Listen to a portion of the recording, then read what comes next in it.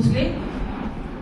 1991 नंतरच्या जागतिकीकरणानंतरचा भारत आणि आता जेव्हा आपण बँक ऑफ इंग्लंड मधून आपलं सोनं जे गहाण ठेवलेलं होतं ते परत घेत आहोत आणि त्याच्यानंतर होणारी चलनवाढ आणि त्याचे भारतीय अर्थव्यवस्थेवर होणारे गंभीर परिणाम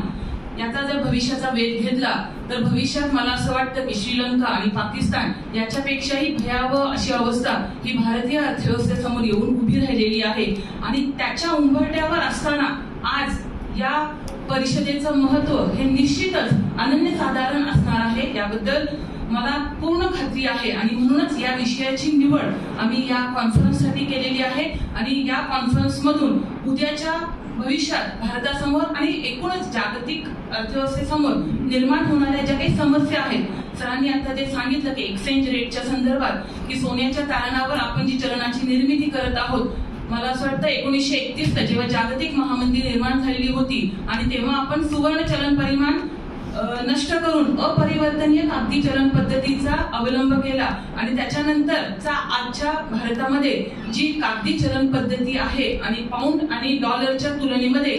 भारतीय चलनाचं सातत्यानं होणारं जे अवमूल्यन आहे हे जर कुठेतरी थांबवायचं असेल तर मला असं वाटतं की आपल्याला सगळ्यांनाच एकत्रित येऊन या प्रश्नाकडे गांभीर्याने लक्ष दिलं पाहिजे. आणि त्यामुळे मी आपल्या मीडियाला नम्रपणे अशी विनंती करते की जास्तीत जास्त अर्थतज्ञांपर्यंत, जास्तीत जास्त सर्वसामान्यांपर्यंत हा प्रश्न जर जाऊन पोहोचला तर त्यांच्या ज्या काही भावना आहेत, त्यांचे जे काही प्रश्न आहेत, त्यांच्याकडे जी काही सोल्युशन्स आहेत ती आम्हाला मीडियाच्या माध्यमातून प्रत्यक्ष अप्रत्यक्षपणे जर आमच्या परिषदेपर्यंत येऊन पोहोचली तर त्याचा निश्चितच आम्हाला, आपल्या भारतीय अर्थव्यवस्थेला आणि संपूर्ण जगाला निश्चितच उपयोग होईल. धन्यवाद.